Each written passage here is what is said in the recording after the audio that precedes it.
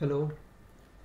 Audio तुम्हाला ऐकू येतो आहे की नाही एकदा चेकआउट करा. तसंच स्क्रीन शेअर केलेली आहे ती सुद्धा विजिबल आहे की नाही एकदा चेकआउट करा.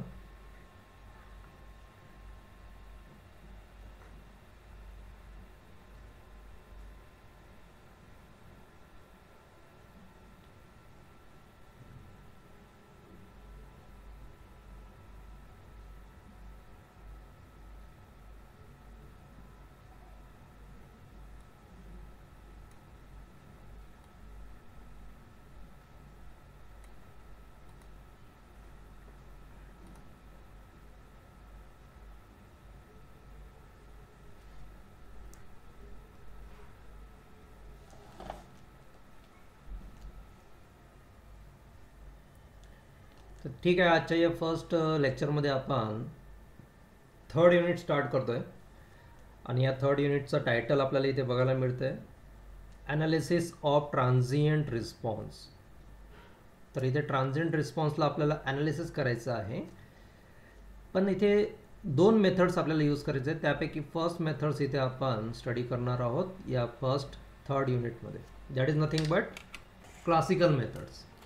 तर क्लासिकल मेथड्स इथे आपण आज घेणार आहोत. या क्लासिकल मेथड्समध्ये आपल्याला काय काय क्वेश्चन्स कव्हर करायचं आहे ते एकदा इथे आपण नोट डाऊन केलेलं आहे. तर फर्स्ट आपल्याला initial and final condition of network study करायचं आहे. त्यानंतर general and particular solution study करायचं आहे. आणि हे इनिशियल अँड फायनल तसंच जनरल अँड पर्टिक्युलर हे जे दोन कन्सेप्ट आहेत, हे दोन्ही कन्सेप्ट आपल्याला अप्लाय करायचे आहेत ट्रान्झिएंट रिस्पॉन्स ॲनालिसिस करण्यासाठी. म्हणजेच काय, तर R L circuit, R C circuit आणि R L C circuit. Okay, तर हे दिसायला तीनच नेटवर्क दिसत आहेत, पण हे तीन नेटवर्क नसून हे जवळपास 6 नेटवर्क्स आहेत. तर 6 नेटवर्क कसे, तर series R L, parallel R L, तसंच series R C, parallel R C, series R L C आणि पॅरलल आर एल सी. तर असे आपल्याला 6 पॅटर्न ट्रान्झिएंट रिस्पॉन्सचे आपल्याला लक्षात ठेवायचे आहेत. ओके, बरेचसे मुलं नेहमी सांगत असतात की थर्ड युनिट हा बऱ्यापैकी टफ आहे, पण ॲक्च्युली तो टफ का बरं असतो, तर त्याचं बेसिक एक आपल्याला क्लिअर नसतं, त्या कारणास्तव तो आपल्याला एक टफ वाटत असतो.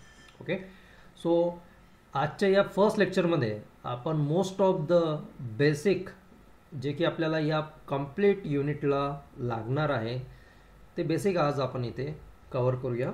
ओके, आणि शॉर्टमध्ये आपण ते बेसिक्स घेऊया. तसं बेसिक इलेक्ट्रिकल इंजिनिअरिंगला आपण ते ऑलरेडी स्टडी केलेलं असतं, पण तरीसुद्धा इथे आपल्याला ते रिवाईज करणं ही खूप खूप गरजेचं आहे.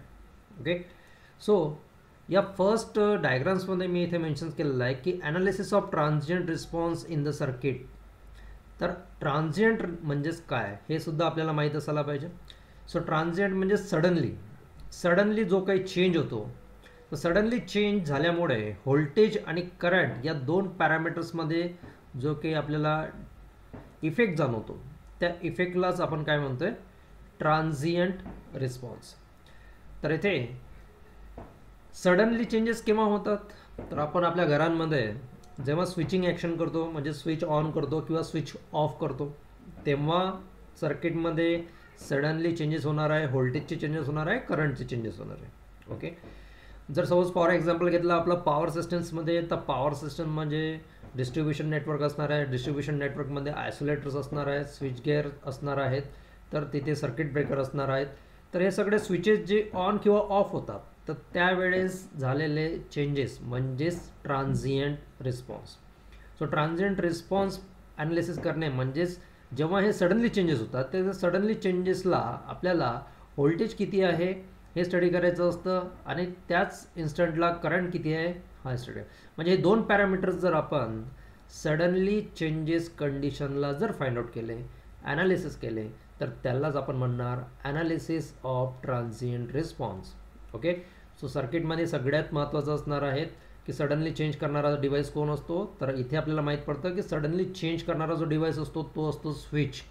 ओके, सो स्विच हा एक डिव्हाइस आहे जो की ऑन आणि ऑफ होणार आहे, आणि त्याच्यामुळे आपल्याला व्होल्टेज आणि करंटमध्ये बदल झालेला बघायला मिळतो. आता स्विच हा डिव्हाइसने जो काही फंक्शन्स करतो, कोणते फंक्शन्स करतो, तर स्विच हा स्विचिंग ॲक्शन करतो. आता स्विचिंग ॲक्शन म्हणजेच काय, स्विचिंग हा वर्ड्स मी बऱ्याच वेळेस आता यूज करणार आहोत युनिट नंबर 3मध्ये. तर स्विचिंग म्हणजेच काय, तर स्विचिंग म्हणजेच एक तर स्विच ओपन असणार, एक तर स्विच क्लोज असणार. ओके, तर स्विच ओपन म्हणजे काय आणि स्विच क्लोज म्हणजेच काय.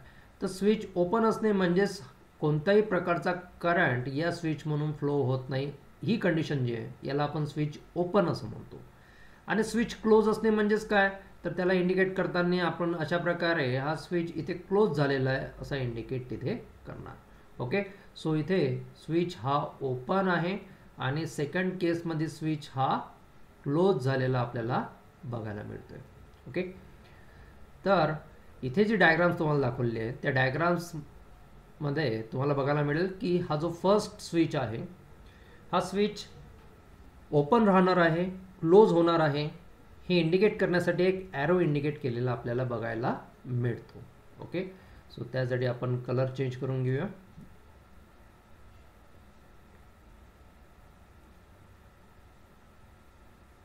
ओके, येलो कलर घेऊ. तर इथे बघा हा जो स्विच आहे हा स्विच अशा प्रकारे ड्रॉ केलेला आहे. हे दोन टर्मिनल्स आहे आणि इथे हा स्विचिंग दिलेला आहे. आता स्विचिंगमध्ये हा जो ॲरो इथे दिलेला आहे हा ॲरो खूप महत्त्वाचा आहे. हा ॲरो इंडिकेट करतोय की हा स्विच या ॲक्शन नंतर काय होणार आहे. तर या ॲक्शन नंतर हा स्विच अशा प्रकारे खाली जाणार आहे आणि खाली गेल्यानंतर इथे हा क्लोजिंग ॲक्शन्स होणार आहे. म्हणजेच इथे हा जो T0 इन्स्टंट दिलेला आहे. आता T0 इन्स्टंटबद्दल सुद्धा आपल्याला डिस्कस करायचं आहे की T0 म्हणजेच काय, T=0 म्हणजेच काय. ओके, सो T=0 म्हणजेच स्विचिंगला लागलेला टाईम. आणि किती टाईम लागला तर 0 सेकंड. 0 सेकंड हा आपण कधीच लागू शकत नाही. आयडियली प्रॅक्टिकली जर बघितलं तर असं होऊच शकत नाही की इतक्या 0 सेकंड म्हणजे इतक्या कमी टायमामध्ये तुमचा स्विच हा ऑपरेट झाला, असं होऊ शकत नाही. बट थेरॉटिकली आपण इथे अझूम करतो की स्विचिंग होण्याला लागलेला टाईम हा किती असणार आहे, T=0. तर 0 इन्स्टंटला जर स्विचिंग ॲक्शन होते तर इथे समोर चालून 0 पॉझिटिव्ह आणि 0 निगेटिव्ह असे दोन केसेस येणार आहेत. तर 0 पॉझिटिव्ह आणि 0 निगेटिव्ह म्हणजेच just before the switching and just after the switching. Okay, तर तो आपण कन्सेप्ट डिटेल बघणार आहोत. बट इथे सध्या ॲरोचं गणित आपण बघून घेऊया. तर ॲरो काय दाखवतोय की डाऊनवर्ड. तर हा डाऊनवर्ड म्हणजेच काय, स्विचिंग ॲक्शन झाल्यानंतर हा स्विच क्लोज होणार आहे. तसंच या सेकंड स्विचमध्ये बघा सेम स्विच काढलेला आहे, फक्त ॲरोची डायरेक्शन ही चेंज आहे. ॲरोची डायरेक्शन ही अशा प्रकारे वरच्या बाजूला आहे. म्हणजेच काय की स्विचिंग झाल्यानंतर हा स्विच ओपन राहणार आहे. ओके, सो स्विचिंग होणे, तर स्विचिंग होणे म्हणजेच काय, तर इथे आपण बघितलेलं आहे स्विचिंग होणे म्हणजेच तो स्विच एकतर ओपन होणार एक तर तो स्विच क्लोज होणार. मग स्विच नेमका ओपन होणार की क्लोज होणार, तर स्विच ओपन होणार की क्लोज होणार हे डिपेंड्स असणार आहे तुमच्या ॲरोवर. तर ॲरो तुम्ही कोणत्या डायरेक्शन्सनी आहेत हे आपल्याला इथे बघावे लागतात. तर मोस्ट ऑफ द केसेसमध्ये इथे SPPU एक्झाम्समध्ये आपल्याला जे बघायला मिळतात ही पहिली केस आपल्याला बघायला मिळतो की जिथे ॲरो हा असा डाऊनवर्ड असतो, म्हणजेच स्विचिंग ॲक्शन झाल्यानंतर स्विच हा क्लोज होतो. म्हणजे स्विचिंग ॲक्शन होण्याच्या अगोदर स्विच हा ओपन असणार. ओके, पुन्हा रिपीट करतो, स्विचिंग ॲक्शन झाल्यानंतर स्विच हा क्लोज होणार, स्विच हा क्लोज होणार. आणि स्विचिंग ॲक्शनच्या अगोदर म्हणजे before the switching actions switch हा ओपन असणार. कोणत्या केससाठी, तर ह्या पहिल्या केससाठी आपल्याला इथे बघायला मिळतं. तो होपसो इथे क्लिअर असेल. ओके, ॲरो आपल्याला इंडिकेट करतो आहे आणि त्यातला फर्स्ट डायग्राम जे आहे ते आपल्याला नेहमी लक्षात ठेवायचे. मग इथेच जे मी आता तुम्हाला बिफोर अँड आफ्टर स्विचिंग जे सांगितलेलं आहे त्याचेच दोन डायग्राम्स इथे घेतलेले आहेत. बघा अशी जे असा जर ॲरो असेल डाऊनवर्ड ॲरो, तर इथे आपण नोट डाऊन करूया, the arrow is downward. Arrow हा कसा आहे, तर ॲरो हा अशा प्रकारे डाऊनवर्ड आहे. ओके, इथे आपल्याला स्विचिंगमध्ये दिसते. सो ॲरो जर डाऊनवर्ड आहे तर इथे बघा फर्स्ट केसमध्ये दिलेला आहे बिफोर स्विचिंग म्हणजे स्विचिंग ॲक्शन्स होण्याच्या अगोदर. तर स्विचिंग हे ॲक्शन्स आहे आणि ते ॲक्शन्स होण्याच्या अगोदर स्विच हा कसा असणार, तर स्विच हा ओपन असणार. हे लक्षात घ्यायचं आहे. का बरं ओपन असणार, कारण की इथे ॲरो जो आहे तो डाऊनवर्ड दाखवलेला आहे. म्हणजेच स्विचिंग ॲक्शन झाल्यानंतर तो ॲरो डाऊनवर्ड आहे म्हणजेच तो स्विच खालच्या बाजूला जाणार आहे. ओके, आणि क्लोज होणार आहे. म्हणजेच स्विच क्लोज होण्याच्या अगोदर म्हणजेच बिफोर काय असणार आहे, तर ऑब्विसली हा ओपन असणार आहे. इथे हे नोट डाऊन करायचं आहे. सेम थिंग्स ॲरो डाऊनवर्ड आहे, त्यामुळे आफ्टर स्विचिंग म्हणजे स्विचिंग ॲक्शन झाल्यानंतर, आफ्टर इथे म्हटलेलं आहे आफ्टर, तर आफ्टर कंडिशन्सला तो स्विच हा क्लोज झालेला आपल्याला बघायला मिळेल. ओके, सो इथे 2 केसेस आपण बघितलेल्या आहेत. म्हणजेच काय की before switching and after switching. Okay, so before switching and after switching, आता T is equal to 0 positive 0 अशा प्रकारे इथे इंडिकेट केलेलं आहे.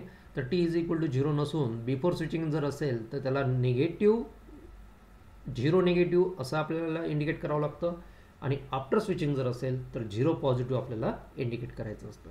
तसं ते आपण डिटेलमध्ये आपण घेऊया की before switching and after switching हा कन्सेप्ट नेमका काय आहे.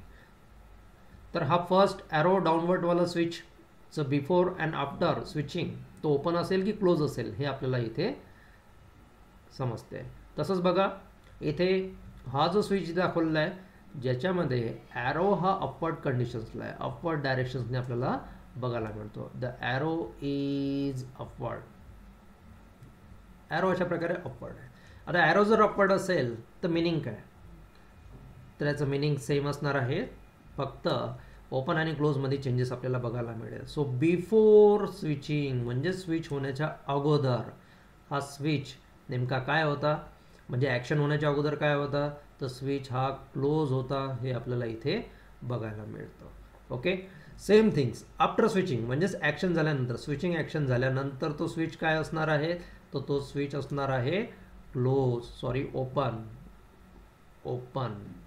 ओके, सो स्विच हा आफ्टर स्विचिंग नंतर ओपन असणार आहे. तर ॲक्च्युली ही जी सेकंड केस आहे ज्याच्यामध्ये ॲरो हा अपवर्ड आहे ती मोस्ट ऑफ द केसेसमध्ये आपल्याला बघायला मिळत नाही किंवा आपल्या एक्झाम्समध्ये विचारले जात नाही. बट ही जी केस आहे arrow downward he most of the केसेसमध्ये आपल्या एक्झाम्समध्ये विचारल्या जातं. त्याच्यामुळे ही फर्स्ट केस आहे ती आपल्याला इथे लक्षात ठेवणे गरजेचं आहे. ओके, तर इथे ॲरोबद्दल आपण स्टडी केलं, स्विचबद्दल स्टडी केलं आहे. तर स्विचबद्दल आता डिटेल स्टडी कसा करता येईल ते आपण इथे बघूया. तर स्विचच्या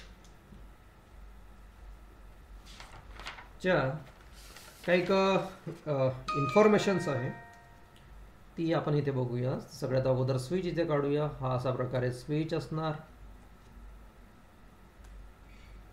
कधी ॲरोने इंडिकेट केला जाईल, कधी नॉन ॲरोने इंडिकेट केला जाईल. ओके, अशा प्रकारे.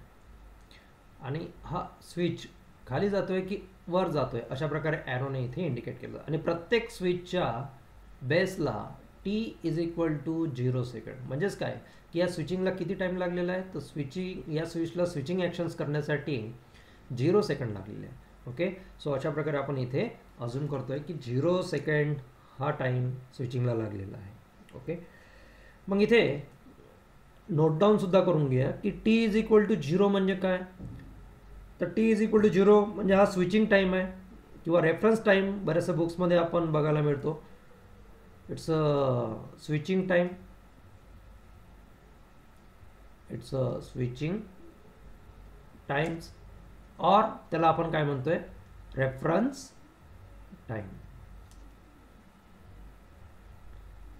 Okay, same things T is equal to आता अपकमिंग आपल्याला येणार आहे की 0 निगेटिव्ह अशा प्रकारे इंडिकेट केला जाणार आहे.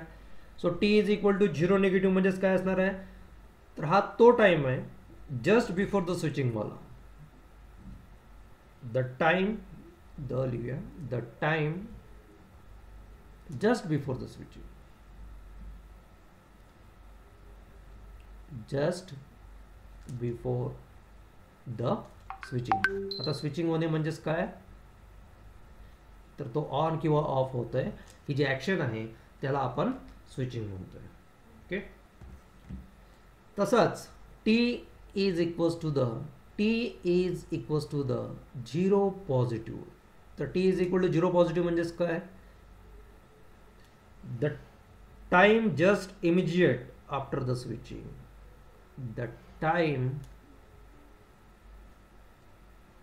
just immediate इथे लिहिणे खूप महत्त्वाचं आहे. का बरं, कारण की स्विचिंग झाल्यानंतरचा हा टाइम आहे, पण स्विचिंग झाल्यानंतर 1-2 तासानंतरचा टाईम आहे का, तर स्विचिंग झाल्यानंतर जस्ट इमिजिएट म्हणजे इमिजिएटली मायक्रोसेकंड किंवा त्यापेक्षाही कमी नॅनो सेकंड्सचा हा टाईम असणार आहे आफ्टर द स्विचिंग. तर इथे आता लक्षात घ्या की स्विचिंग व्हायला किती टाईम लागतोय, तर 0 सेकंड लागतोय. बिफोर स्विचिंग म्हणजे स्विचिंग होण्याच्या अगोदर जर तुम्हाला टाईम इंडिकेट करायचा आहे तर त्याला तुम्ही काय इंडिकेट करणार, T is equal to 0 negative. म्हणजे जस्ट बिफोर द स्विचिंग म्हणजे स्विचिंगच्या खूप 1-2 तासा अगोदर का, किंवा 10-15 मिनटं अगोदर का, किंवा 1 मिनिट अगोदर का, तर नाही, इतका मोठा टाईम नाही. हा मायक्रो सेकंड्स, नॅनो सेकंड किंवा पिको सेकंड्स किंवा तुम्हाला त्याच्यापेक्षा कमी टाईम जो लागलेला आहे त्या टाईमचा आपण हा ट्रान्झिएंट ॲनालिसिस फाइंड आउट करणार आहोत. म्हणजेच काय की स्विचिंगला जर 0 सेकंड टाईम लागतोय तर बिफोर स्विचिंग म्हणजे ते ॲक्शन होण्याच्या अगोदर तुम्ही किती टाईमच्या अगोदर कॅल्क्युलेशन्स करतायत, तर just before the switching calculations करतायत. खूप खूप छोट्या टाईम अगोदर तुम्ही कॅल्क्युलेशन्स करताय. Same things, T is equal to 0ला तो स्विच झालेला आहे आणि just immediately after the switching तुम्ही जे कॅल्क्युलेशन्स करणार आहेत तर स्विचिंग झाल्यानंतर पिको सेकंड्सला, नॅनो सेकंड्सला तुम्ही कॅल्क्युलेशन्स करता आहेत. म्हणून खूप खूप छोट्या टाईमसाठी आपण इथे कॅल्क्युलेशन्स करतो आहे. आणि काय कॅल्क्युलेट करतो आहे, तर ऑब्विसली करंट आणि व्होल्टेज असणार आहे. तर with respect to the time जेव्हा करंट आणि व्होल्टेज आपण कॅल्क्युलेट करतो तर आय म्हणजे करंट आणि त्याच्यासमोर ब्रॅकेटमध्ये असा टी लिहित असतो. ओके, तसाच हा टाईम पॅरामीटर्सवर डिपेंड असलेला व्होल्टेज असतो, त्याच्यामुळे व्होल्टेज तर व्ही आणि त्याच्यासमोर ब्रॅकेटमध्ये अशा प्रकारे टी लिहित असतं. बट आता या टाईमचे वेगवेगळे पॅरामीटर्स असू शकतात की हा कोणता करंट असू शकतो, at T is equal to 0 असू शकतो. So I is equal to 0 आपण असं लिहिणार. टीची व्हॅल्यू काय असू शकतं, 0 असू शकतो. तसंच टीची व्हॅल्यू काय असू शकतं, 0 निगेटिव्ह असू शकतो, म्हणजेच जस्ट बिफोर द स्विचिंग सुद्धा असू शकतो. सो आय 0 निगेटिव्ह आपण असं लिहिणार. Same things just immediately after the switching, just immediately after the स्विचिंगला करंट काढायचं असेल तर I is equal to 0 positive आपण असं तिथे लिहिणार. ओके, सिमिलरली व्होल्टेजसाठी सुद्धा तुम्ही तसेच पॅरामीटर्स लिहिणार की व्ही ॲट 0 टाईम इंटरवल.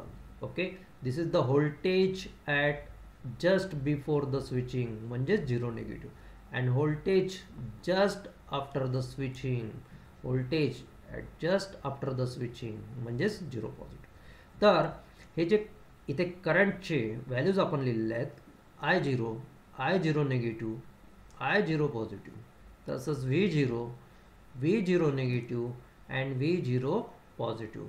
तर होप्सो हे सगळ्यांना समजलेलं असेल की 0 म्हणजेच रेफरन्स टाईम असणार आहे, 0 निगेटिव्ह म्हणजेच बिफोर द स्विचिंगवाला टाईम असणार आहे, 0 पॉझिटिव्ह म्हणजे इमिजिएटली आफ्टर द स्विचिंगवाला टाईम तिथे असणार आहे. आणि हे व्होल्टेज आणि करंट पॅरामीटर्स आपल्याला तिथे फाइंड आउट करायचे आहेत. ओके, सो त्यानंतर आपल्याला घ्यायचं आहे इनिशियल अँड फायनल कंडिशन्स. म्हणजेच काय, तर इनिशियल म्हणजेच काय की अगोदर, आणि फायनल म्हणजेच काय की स्विचिंग किंवा ते ॲक्शन झाल्यानंतरची जी कंडिशन आहे ती असणार आहे फायनल कंडिशन्स. तर त्या अगोदर बेसिकली आपल्याला RLC बद्दल व्होल्टेज आणि करंटची इन्फॉर्मेशन्स आपल्याला माहीत असायला पाहिजे. तर त्यापैकी बेसिक इन्फॉर्मेशन्स आहे सगळ्यात पहिला कंपोनंट जो आपण इथे यूज करणार आहोत आणि खूप जास्त यूज करणार आहोत, that is nothing but the resistor. So resistor R, so voltage across resistor R कसा फाइंड आउट होतो, so voltage across resistor R म्हणजेच current flowing through the resistor आणि रेजिस्टरने त्याला मल्टिप्लाइड करत I into R. Same things current flowing through the resistor जर आपल्याला find out करायचं असेल तर ओम्स लॉनुसार व्होल्टेज डिवायडेड बाय रेजिस्टर, अशा प्रकारे आपल्याला इथे रेजिस्टरमधील फ्लो होणारा करंट आणि रेजिस्टरच्या अक्रॉसमध्ये असलेला व्होल्टेज फाइंड आउट करता येईल. सेकंड पॅसिव्ह एलिमेंट जो की आपण इथे खूप जास्त यूज करणार आहोत, that is nothing but inductor. Okay, so inductor हा आपण एलने इंडिकेट करतो. आणि जर इथे तुम्हाला विचारलं व्होल्टेज अक्रॉस द इंडक्टर, तर व्होल्टेज अक्रॉस द इंडक्टर लक्षात ठेवायचं आहे हे नेहमी असतं LdI/dt. सो चेंज इन करंटला अपोज करणारा हा कंपोनंट आहे आणि त्याच्यामुळेच dI/dt आपल्याला इथे बघायला मिळतो. सो LdI/dt हा फॉर्म्युला आहे voltage across the inductor. Same things current through the inductor जर फाइंड आउट करायचं असेल तर so current through the inductor असणार आहे 1/L integrations of V with respect to time dt. अशा प्रकारे 1/L integration of VL dt हा असणार आहे current through the inductor. Okay. आणि थर्ड पॅसिव्ह कंपोनंट ज्याला आपण कपॅसिटर असं या नावाने ओळखतो. ओके. आणि हा सुद्धा एनर्जी स्टोरेज डिव्हाइस आहे आणि हा कपॅसिटर आपण C या सिम्बॉलने इंडिकेट करत असतो. Okay. So voltage across capacitor काय असणार आहे, तो व्होल्टेज अक्रॉस कपॅसिटर असणार आहे 1/C इंटिग्रेशन्स असणार आहे current flowing through the capacitor with respect to the time dt. Okay. So अशा प्रकारे आपल्याला इथे व्होल्टेज अक्रॉस कपॅसिटर या फॉर्म्युल्याने फाइंड आउट करता येईल. तसंच current flowing through the capacitor तर C dV/dt हा जो फॉर्म्युला आपल्याला इथे यूज केला जातो हा करंट फाइंड आउट करण्यासाठी आपण इथे यूज करणार आहोत. तर बघा इथे रेजिस्टर, इंडक्टर आणि कपॅसिटर्स यांच्यामध्ये असलेले व्होल्टेजेस अँड करंट्स हे आपल्याला इथे बघायला मिळतात. ओके. सो इथे लक्षात घ्यायचं आहे की हे खूप महत्त्वाचे पॅरामीटर्स आहेत. जर का आपल्याला हा बेसिक फिनॉमिना जर माहीत नसेल तर हा चॅप्टर तुमच्यासाठी खूप अवघड असेल. कोणता बेसिक फिनॉमिना, तर व्होल्टेज अँड करंट RLC म्हणले व्होल्टेज अँड करंट कशा प्रकारे फाइंड आउट करतात. आता हे फॉर्म्युले कुठून आलेले आहेत, तर हे फॉर्म्युले आलेले आहे बेसिक इलेक्ट्रिकल इंजिनिअरिंग. याचे डेरिव्हेशन सुद्धा आपण BWला सॉल्व्ह केलेले आहेत. हे फॉर्म्युले आपल्याला डायरेक्टली मिळालेले नाही आहेत, बट आपण नेटवर्क ॲनालिसिस हा कोर्स इथे स्टडी करतोय. सो ऑब्वियसली नेटवर्क ॲनालिसिसचं प्री रिक्विसाइट नॉलेज रिक्वायर्ड आहे आणि त्याचं नाव आहे basic electrical engineering. Okay. So हा जो टेबल इथे आपण ड्रॉ केलेला आहे हा टेबल तुमचा तोंडपाठ असला पाहिजे. म्हणजेच समोर चालून जेव्हा आपण व्होल्टेज अक्रॉस इंडक्टर किंवा व्होल्टेज अक्रॉस कपॅसिटर म्हटल्यानंतर लगेच तुम्हाला हे फॉर्म्युले माहीत असायला पाहिजे. Current through the inductor, current through the capacitor, तर लगेच तुम्हाला हे फॉर्म्युले माहीत असायला पाहिजे. ओके. मोस्ट ऑफ द स्टुडंटला रजिस्टरबद्दल व्होल्टेज आणि करंट इमिजिएटली माहीत असतं, बट इंडक्टरमधला व्होल्टेज आणि करंट कसा फाइंड आउट करता येईल किंवा कपॅसिटरमधला व्होल्टेज आणि करंट कसा फाइंड आउट करता येईल हे मात्र थोडं किचकट आहे. आणि हे फॉर्म्युले आजच्या तारखेमध्ये तुमचे होमवर्क आहे आणि हा फॉर्म्युला तुम्हाला हे 6 फॉर्म्युले तुमचे तोंडपाठ असायला पाहिजे. ओके. त्यानंतर आपण घेऊया त्यांचे initial and final conditions. So first आपण रजिस्टरसाठी इनिशियल कंडिशन्स लिहूया. तर टायटल टाकून देऊया आपण इनिशियल कंडिशन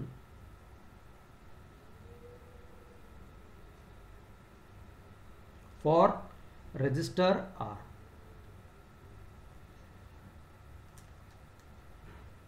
तर रेजिस्टर R साठी इनिशियल कंडिशन काय, तर रेजिस्टर R साठी इनिशियल कंडिशन सांगण्यात आलेली आहे की current through the resistor.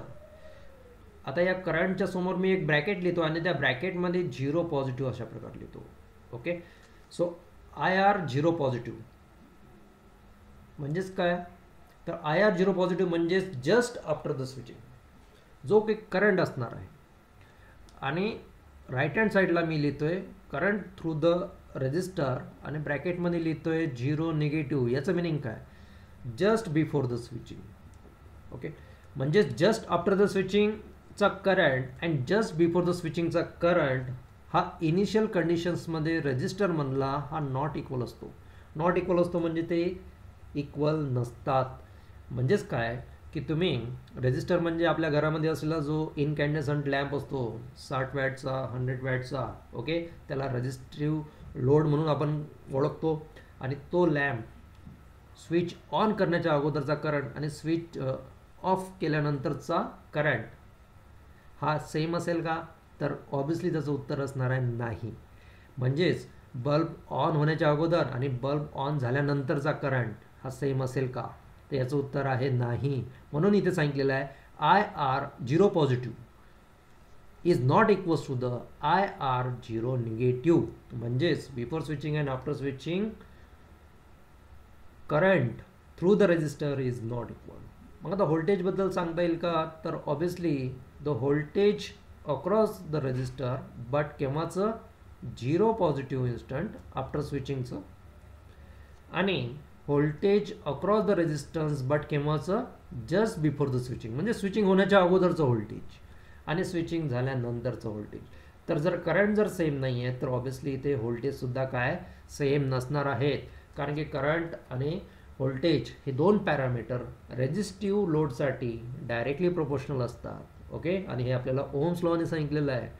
Okay, so R हा कॉन्स्टंट असल्यामुळे voltage and current is directly proportional for the resistive load. तर ही फर्स्ट इनिशियल कंडिशन आहे फॉर रेजिस्टर. तशीच आपल्याला बघायचं आहे secondly initial condition for inductor. आता इंडक्टरबद्दल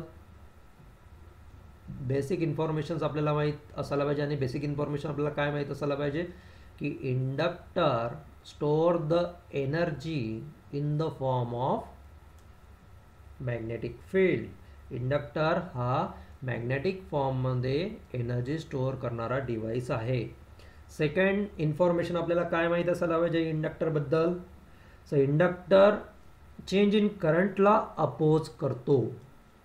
inductor opposes the change in current, म्हणून इथे डी आपल्याला बघायला मिळतो, आणि इंडक्टर आपण L या लेटर्सनी इंडिकेट करतो. ओके, सो इथे आपण लिहूया, so current through the inductor, but कोणत्या इन्स्टंटला, जस्ट आफ्टर द स्विचिंग 0 पॉझिटिव्हसाठी. ओके, सेम थिंग्स इंडक्टर म्हणला करंट, परंतु केव्हा जस्ट बिफोर द स्विचिंग, म्हणजे स्विचिंग होण्याच्या अगोदर आणि स्विचिंग झाल्यानंतरचा करंट हा नेहमी काय असतो इक्वल असतो. तर का बरं इक्वल असतो, कारण की inductor opposes the change in current, म्हणजे इंडक्टरला आवडत नाही त्याच्या म्हणून फ्लो होणारा करंट बदल झालेला त्याला आवडत नाही. परंतु कोणत्या टाईमसाठी मी हे सांगतो आहे, खूप छोट्या टाईमसाठी, खूप इनिशियल टाईमसाठी, बिफोर फायनल्स टाईमसाठी, म्हणजेच काय ट्रान्झियंट टाईमसाठी, खूप छोट्या टाईमसाठी त्याला करंटमध्ये बदल झालेला आवडत नाही, आणि म्हणून बिफोर स्विचिंग अँड आफ्टर स्विचिंगचा जो इंडक्टरमध्ये असलेला करंट असतो हा नेहमी इक्वल असतो, आणि म्हणूनच मग आपण त्याला अशा प्रकारे सांगू शकतो, it is equals to the I naught. It is equals to the I naught. तो किती असतो, तर आय नॉट असतो before switching after switching. Same things voltage through the inductor before switching, तर व्होल्टेजबद्दल त्याला काही पर्वा नाही आहे, व्होल्टेज चेंज होतं, त्याच्यामुळे बिफोर स्विचिंग अँड आफ्टर स्विचिंगचं जर व्होल्टेज जर आपण इथे बघितलं इंडक्टरचं, तर सॉरी इथे असणार आहे 0 निगेटिव्ह. ओके, तर ते नॉट इक्वल असणार आहे. ओके, सो व्होल्टेजमध्ये बदल झालेला त्याला काही हरकत नाही, व्होल्टेजमध्ये बदल झाला तर चालेल, परंतु करंटमध्ये बदल तिथे होत नसतो. म्हणून अशा प्रकारे या इनिशियल कंडिशन्स आपल्याला इथे मिळत आहेत. तर आता शेवटचा जो डिव्हाइस पॅसिव्ह कंपोनंट आपल्याला इथे बघायचा आहे, that is nothing but capacitor.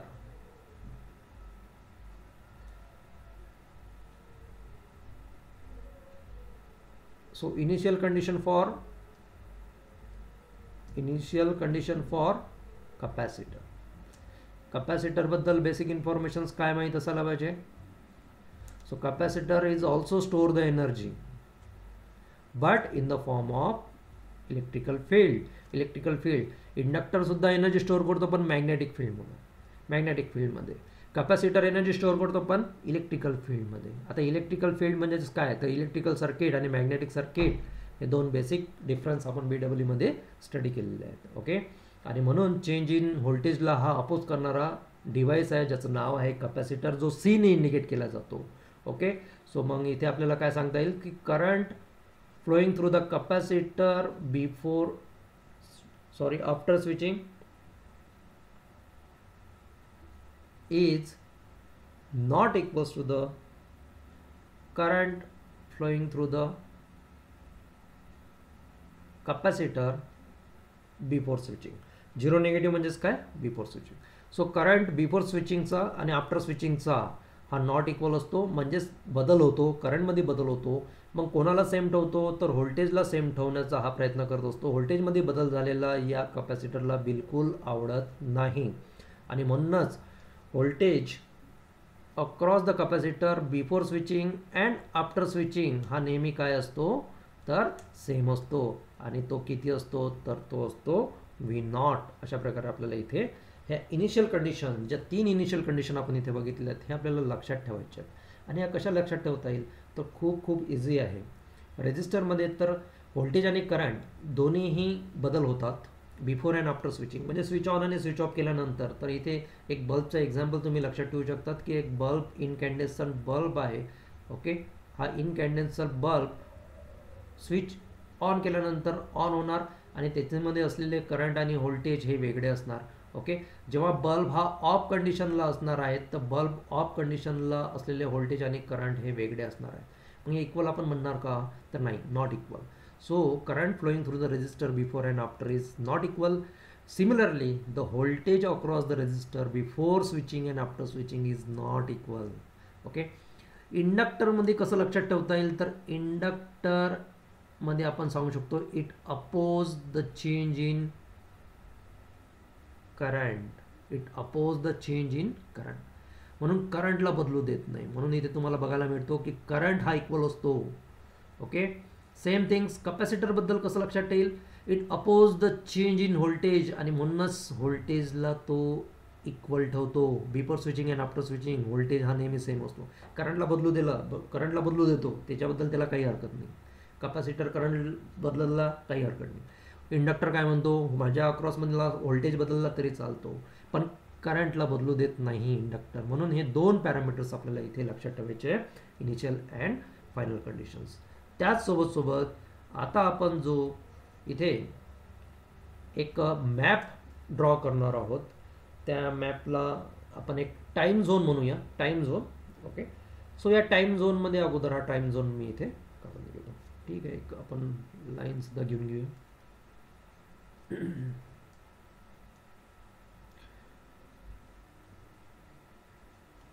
Dual line अशा प्रकारे घेऊया. ओके,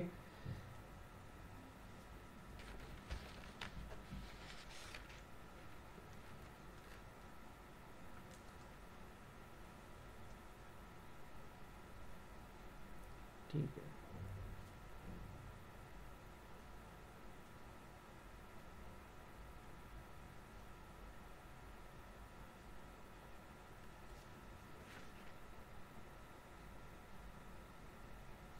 ओके, सो ही टाईमची स्केल आहे, असं आपण इथे लिहून सुद्धा घेऊया. It's a time scale. Time कधी सुरू झाला, कधी सांगता येईल का? ही पृथ्वी कधी आली, किंवा पृथ्वीच्या अगोदर इथे काय होतं, ॲटमॉस्फिअरच्या अगोदर काय होतं, गॅलेक्सी. ओके, तुम्ही किती मागे जाऊ शकतात, किती पास्टमध्ये जाऊ शकतात, तर त्याला काही अंत नाही आहे आणि त्याला आपण म्हणणार मायनस इन्फिनिटी. ओके, टाईम सुरू आहे, आता प्रेझेंटमध्ये सुरू आहे, फ्युचरमध्ये टाईम हा कुठपर्यंत जाणार आहे, टाईम ही स्केल कधीपर्यंत संपणार आहे की नाही संपणार आहे हे सुद्धा आपल्याला माहीत नाही. म्हणून आपण म्हणूया की प्लस इन्फिनिटी. तो टाईम हा जास्तीत जास्त किती आहे, तर प्लस इन्फिनिटी आहे. आणि टाईम हा कधी सुरू झाला, तर मायनस इन्फिनिटीला टाईम सुरू झालेला आहे, अशा प्रकारे आपण म्हणूया. ओके, आणि मग इथे सांगूया दोघांचा जो सेंटर आहे, या दोघांचा सेंटर आहे 0 at time t is equals to the 0. तर हा तो टाईम 0 सेकंडचा आहे जिथे स्विचिंग होते. At t is equal to 0ला स्विचिंग होते.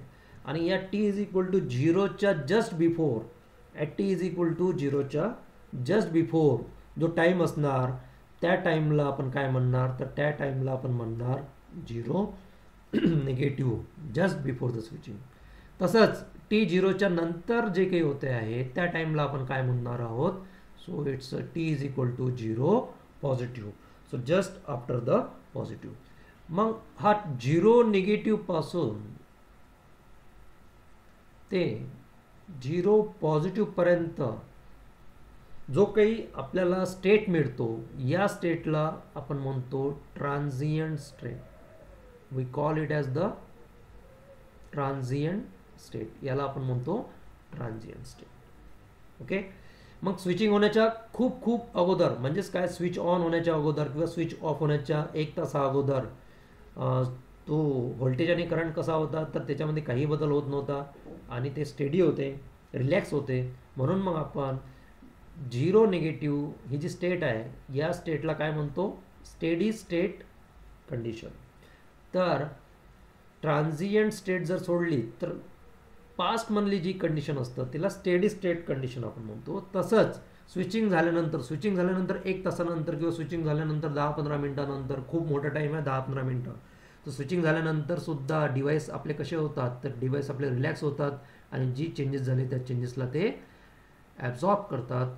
म्हणून स्विचिंग झाल्यानंतर भरपूर टाईम नंतर जो स्टेट असतो त्या स्टेटला सुद्धा आपण काय म्हणतो, steady state time period. Okay. So हाच कन्सेप्ट तुम्हाला पॉवर सिस्टीम 1 मध्ये सुद्धा युटिलाइज केलेला आहे. तसंच हाच कन्सेप्ट तुम्हाला पॉवर सिस्टीम 2 मध्ये सुद्धा यूज केलेला आहे. So power system 1, power system 2 याच्यामध्ये जर ट्रान्झियंट स्टेट आणि स्टेडी स्टेट जो ॲनालिसिस करायचा असतो त्याचा मिनिंग म्हणजेच की स्विचिंग होण्याच्या, काही बदल होण्याच्या खूप छोट्या टाईम अगोदर, तर त्याला तुम्ही म्हणणार just before. We call it as the just before the switching. आणि छोट्या टाईमच्या नंतर, खूप नॅनो मिली सेकंड टाईम नंतर, त्याला तुम्ही काय म्हणणार, जस्ट आफ्टर. खूप जास्त वेळ नाही घ्यायचा आहे, जस्ट आफ्टर, खूप छोट्या टाईमच्या नंतर. ओके. सो अशा प्रकारे हा ट्रान्झियंट स्टेट इथे आपल्याला बघायला मिळतो. ओके. मग हा जो स्टेडी स्टेट जो आपल्याला बघायला मिळतो, तर इथे तुमच्या लक्षात येईल की हा स्टेडी स्टेट म्हणजेच कोणत्या इन्स्टंटला असतात, तर इन्फिनिटी टाईमला असतात. आणि जो ट्रान्झियंट स्टेट असतात ते नेहमी कोणत्या टाईमला असतात, तर 0ला, 0 निगेटिव्हला आणि 0 पॉझिटिव्हला असतात. ओके. आणि म्हणूनच मग या ट्रान्झियंट स्टेट आणि स्टेडी स्टेटचा एक टेबल इथे तयार होतो आणि तो डिव्हाइस वाईज तयार होतो. तर मग इथे आपण आता टाईम झोन लिहून घेऊया, just before T is equal to 0 negative. Okay. तसाच T is equal to 0 positive आणि time T is equal to infinity. आता इन्फिनिटी म्हणजेच काय, तर स्टेडी स्टेट. ओके. तर या वेगवेगळ्या टाईमसाठी हा वेगवेगळे डिव्हाइसेस कसे ॲक्ट होतात ते आपल्याला इथे बघायचे आहे. तर इथे सगळ्यात पहिला आपण पॅसिव्ह कॉम्पोनंट घेतोय, that is nothing but resistor R. So resistor R मध्ये just before the switching resistor हा रेजिस्टरच राहतो. Okay. After the switching resistor हा रेजिस्टरच राहतो, कोणत्याही प्रकारचा बदल त्याच्यामध्ये होत नाही. ओके. आणि स्टेडी स्टेट कंडिशनला रेजिस्टर हा रेजिस्टरच राहतो, कोणत्याही प्रकारचा ओपन सर्किट म्हणून तो ॲक्ट होत नाही किंवा क्लोज सर्किट म्हणून तो ॲक्ट होत नाही, ज्याला आपण शॉर्ट सर्किट म्हणतो. तर रेजिस्टरमध्ये कोणताही बदल होत नाही, कोणताही टाईम असू द्या, जस्ट बिफोर द स्विचिंग असू द्या किंवा जस्ट आफ्टर द स्विचिंग असू द्या किंवा स्टेडी स्टेट म्हणजे टाईम स्विचिंग होऊन भरपूर वेळ झालेला आहे अशा या स्टेडी स्टेटला सुद्धा रेजिस्टर तुम्ही चेक केला तर तो रेजिस्टरच राहतो, कोणत्याही प्रकारचा ओपन किंवा क्लोज सर्किट म्हणून तो बिहेव करत नाही. ओके. आणि सेकंड जो महत्त्वाचा पॅसिव्ह कंपोनंट आपल्या सर्किटमध्ये आपल्याला बघायला मिळतो तो असतो इंडक्टर एल. तर हा inductor before switching short circuit म्हणून ॲक्ट होतो. काय म्हणून ॲक्ट होतो, तर शॉर्ट सर्किट म्हणून तो ॲक्ट होतो. तर इथे आपण लिहूया SC. So SC stand for short circuit. Okay. Same things 0 positive इन्स्टंटला म्हणजेच काय, जस्ट आफ्टर द स्विचिंग झाल्यानंतर, जस्ट आफ्टर जर तुम्ही इंडक्टरला चेक केलं, स्विच दाबला आणि इमिजिएटली तुम्ही त्याला चेक केलं तर तुम्हाला काय मिळेल की हा इंडक्टर जो स्विच आहे तो अशा प्रकारे ओपन सर्किट म्हणून ॲक्ट होतो, ओपन सर्किट म्हणून ॲक्ट होतो, OC त्याला आपण म्हणूया. ओके. Open circuit. ओके.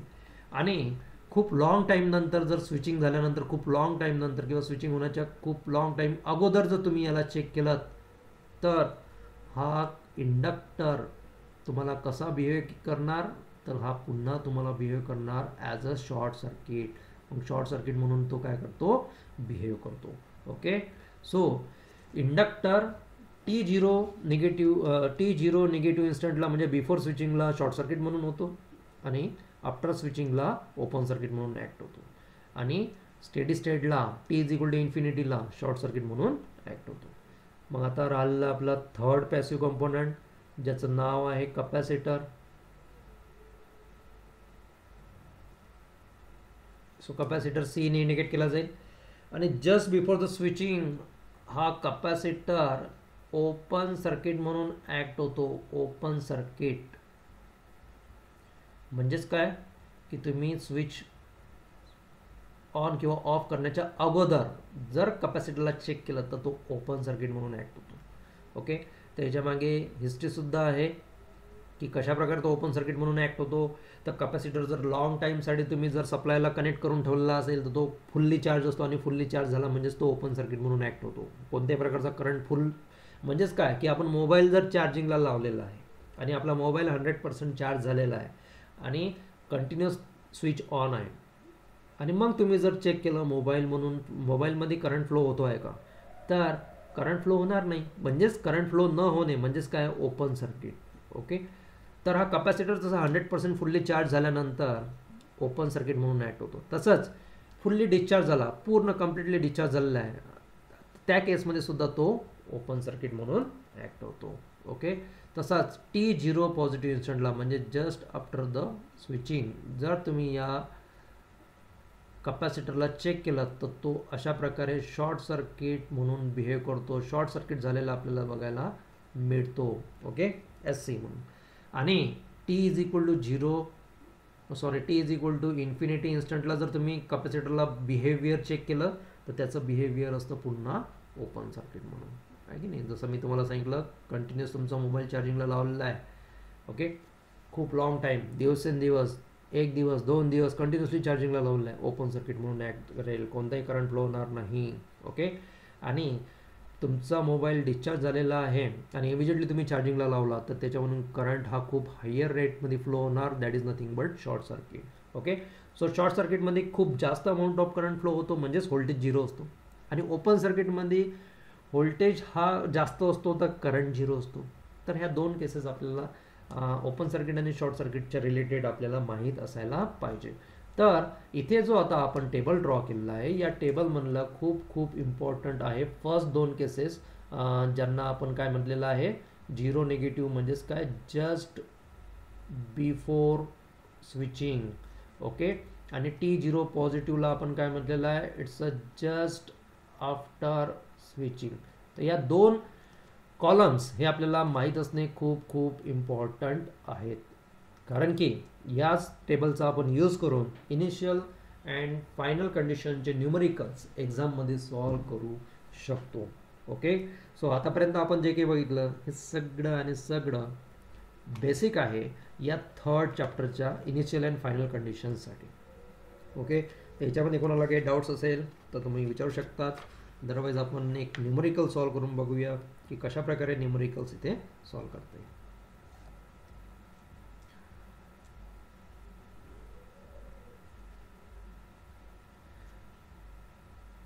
इथे तुमच्या स्क्रीनवर बघा हा न्यूमरिकल दिसतोय, ज्याच्यामध्ये तुम्हाला find I of T, I आणि ब्रॅकेटमध्ये T लिहिलेलं आहे.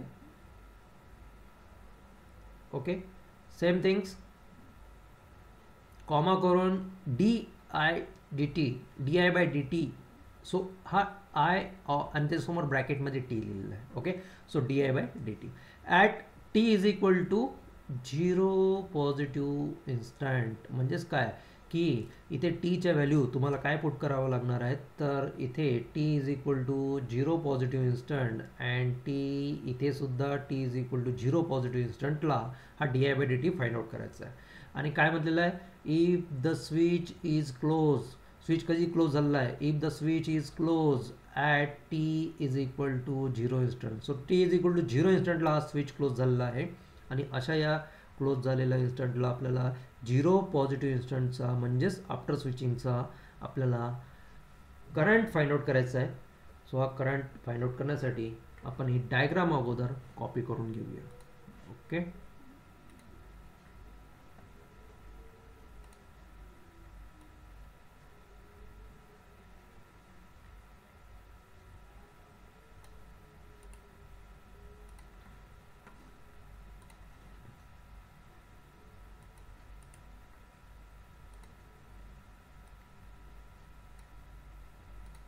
अशा प्रकारे.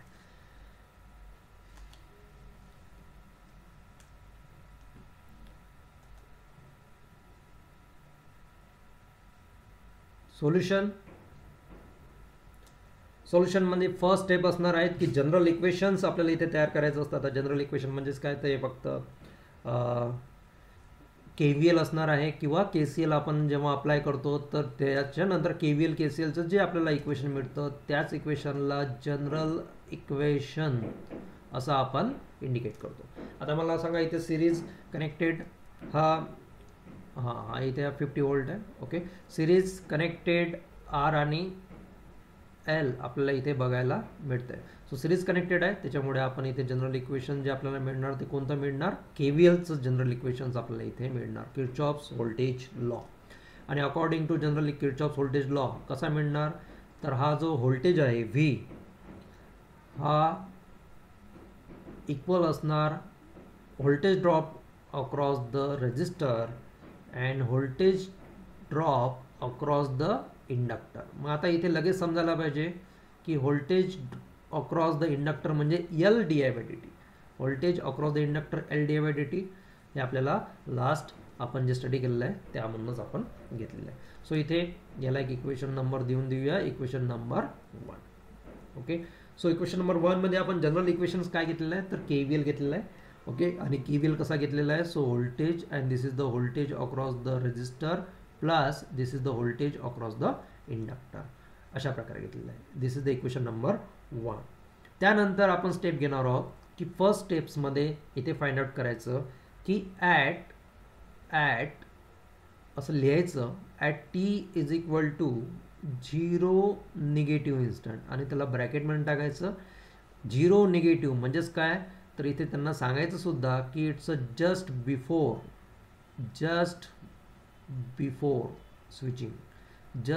स्विचिंग. तर मला सांगा आता, जस्ट बिफोर स्विचिंग हा स्विच ओपन असेल की क्लोज असेल, तर जस्ट बिफोर स्विचिंग हा स्विच ओपन असणार आहे.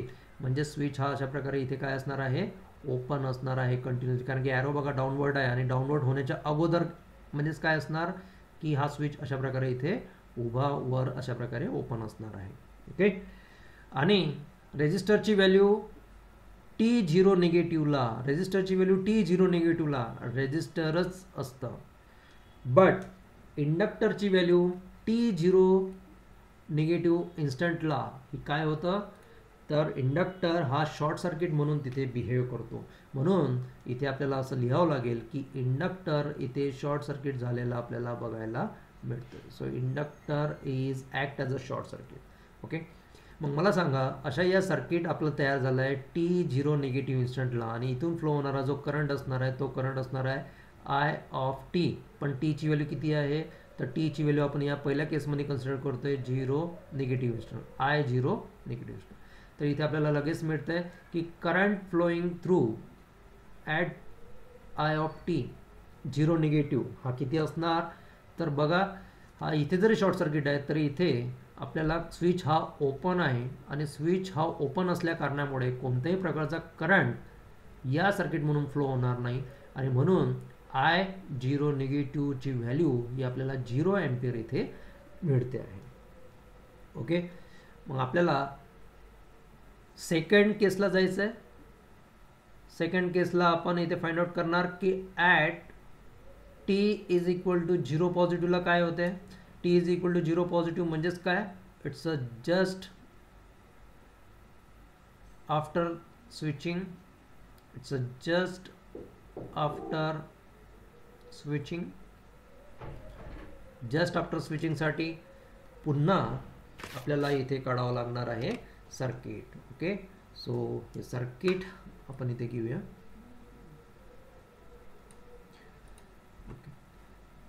आणि जस्ट आफ्टर स्विचिंगला हा स्विच काय झालेला असणार आहे, तर जस्ट आफ्टर स्विचिंगला स्विच हा क्लोज झालेला असणार आहे. तसंच रजिस्टरच राहणार आहे. बट इथे इंडक्टरची व्हॅल्यू ही आपल्याला शॉर्ट सर्किट किंवा ओपन सर्किट त्या टेबलनुसार आपल्याला घ्यायची असतं. तर टेबल आपल्याला पाठ असायला हवे. Just after the switching the switch is close, म्हणजे अशा प्रकारे हा स्विच इथे क्लोज झालेला आपल्याला बघायला मिळतो. मग इथे आपण लिहून सुद्धा घेऊया the switch is close. R हा आरच राहणार 5 ओहमचा.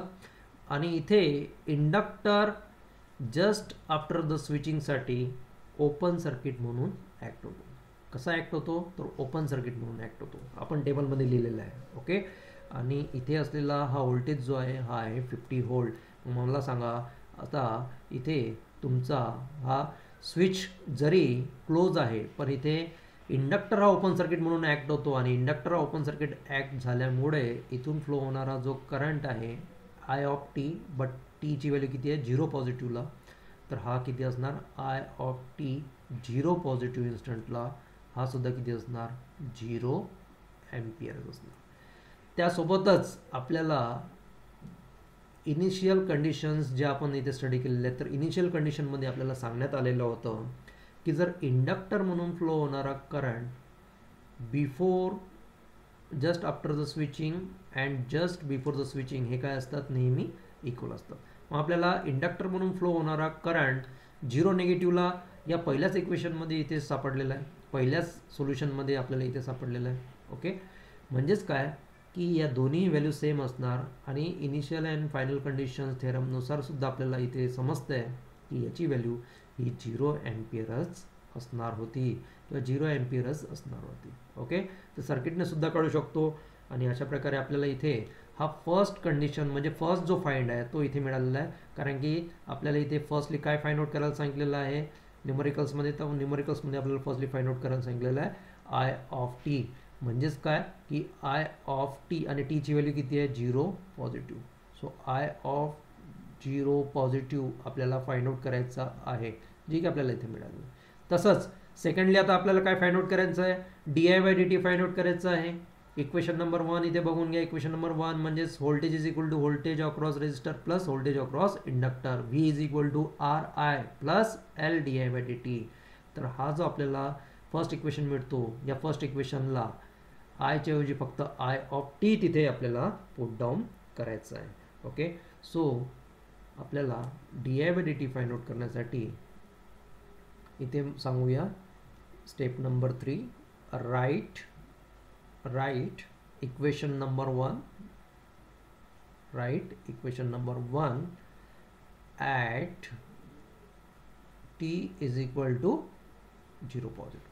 So t is equal to 0 पॉझिटिव्हला इक्वेशन नंबर 1 आपल्याला नोट डाऊन करायचं आहे, जे की आहे v is equal to R I of T. Okay. Plus इंडक्टरच्या अक्रॉसमध्ये असलेला voltage L D I by D T. Okay. But इथे टाईमची व्हॅल्यू किती पुट डाऊन करायला सांगितलेली आहे 0 positive. Okay. So V is equals to the R टीची व्हॅल्यू पुट डाऊन करा 0 पॉझिटिव्ह प्लस एल डी आयची D I by D T. So जो वरचा टी आपल्याला दिसतोय तिथे व्हॅल्यू करा 0 पॉझिटिव्ह. आणि हा डी टीचा जो आहे तो डेरिव्हेटिव्हचा टाईम आहे, त्याच्यामुळे तिथे खालच्या टीमध्ये कोणत्याही प्रकारचा टीची व्हॅल्यू पुट डाऊन करायची नाही. तर इथे आपण सांगून देऊया at T is equal to 0 पॉझिटिव्हला आम्हाला हे असं इक्वेशन्स इथे मिळालं. ओके. मग आता इथे आर आणि एलच्या व्हॅल्यू प्लेस करा, व्हीच्या व्हॅल्यू प्लेस करा. तर आपला व्होल्टेज किती आहे, तर या न्यूमरिकल्समध्ये 50 व्होल्टचा हा व्होल्टेज आहे. रेजिस्टरची व्हॅल्यू किती होती, तर रेजिस्टरची व्हॅल्यू ही 5 ओहम्स आपल्याला बघायला मिळतंय. सो आय ऑफ 0 पॉझिटिव्हची व्हॅल्यूसुद्धा आपण काढलेली आहे.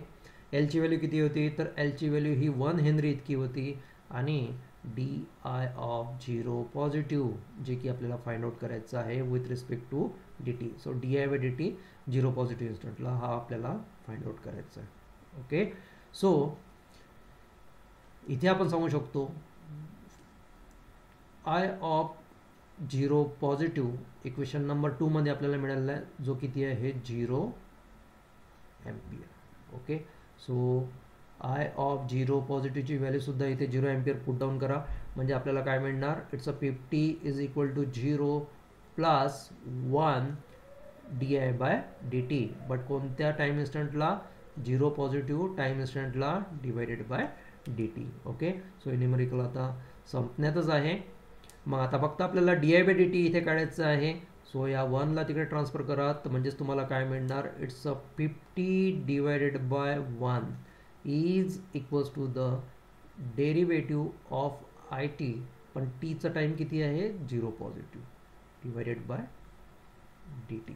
Okay, so D I by D T 50 amperes आपल्याला इथे मिळालेला आहे. बट हा 50 एम्पियर नसून हा खालचा जो तुम्हाला एस आय युनिट दिसतो, हा एस आय युनिट हा जो आहे हा सेकंड टाईम आहे, जो की सेकंड असतो.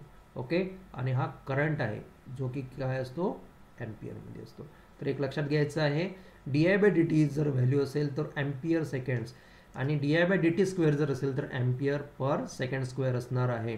म्हणून इथे आपण इथे नोट डाऊन करू शकतो, the finalise answer D I at 0 positive instant with respect to the D T is 50 ampere per second.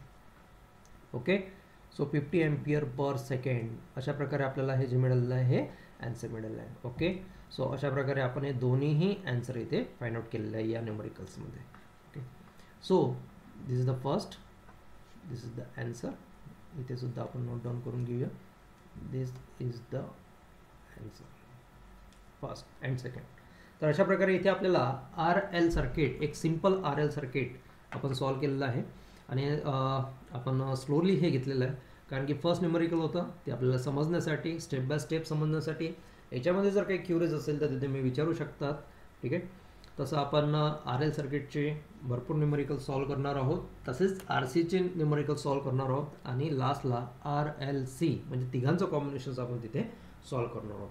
But आपल्याला हे सगळं सॉल्व करण्याच्या अगोदर आज तुमचा जो होमवर्क असायला पाहिजे, तो होमवर्क काय असायला पाहिजे, की हा जो टेबल आहे, हा टेबल इंडक्टर शॉर्ट सर्किट केव्हा होतो, इंडक्टर ओपन सर्किट केव्हा होतो, तसंच कपॅसिटर ओपन सर्किट किंवा शॉर्ट सर्किट केव्हा होतो, हे आपल्याला माहीत असायला पाहिजे. रेजिस्टरबद्दल तर काहीच प्रॉब्लेम नाही. ॲटलिस्ट फर्स्ट 2 कॉलम, जस्ट बिफोरसाठी T0 negative instant and just after म्हणजेच T0 पॉझिटिव्ह इन्स्टंट.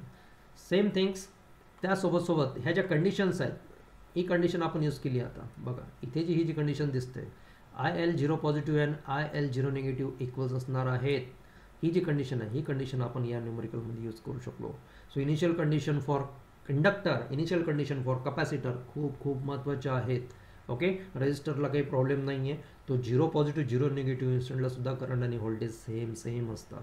ओके, आणि त्यासोबतच बेसिक इलेक्ट्रिकल इंजिनिअरिंगसाठी किंवा बेसिक इलेक्ट्रिकल इंजिनिअरिंगपासून pre requisite knowledge R L आणि सी, म्हणजेच रेजिस्टरचे व्होल्टेज अँड करंट, इंडक्टरचे व्होल्टेज अँड करंट, कपॅसिटरचे व्होल्टेज अँड करंट, हे आपल्याला तोंडपाठ असणे गरजेचे आहेत. ओके, सो अशा प्रकारे हे आजचं लेक्चर आहे. याच्यामध्ये काही क्युरीज असेल तर तुम्ही विचारू शकतात, आणि काही ग्रुपमध्ये मी काही न्यूमरिकल एक तुम्हाला होमवर्कला टाकतो, एकच न्यूमरिकल आज होमवर्कला टाकतो, ते सॉल्व करून बघा, आणि ते सॉल्व करता येतं की नाही ते चेकआउट करा. ओके, सो फायनली आपल्याला व्होल्टेज इनिशियल अँड फायनल कंडिशन्सवर एक्झाममध्ये 1 ते 2 न्यूमरिकल्स बघायला मिळतात, जे की तुम्हाला 8 मार्क देऊ शकतात. ओके, सो 5 to 6 मार्क्सचे 1 न्यूमरिकल्स असणार आहे, तर total minimum 8 marks maximum 10 marks आपल्याला या कन्सेप्टमधून मिळू शकतात. त्याच्यामुळे हा कन्सेप्ट करणं खूप खूप महत्त्वाचं आहे. ओके, तर आजचं लेक्चर आपण थांबूया. तुम्ही लेआउट करू शकतात.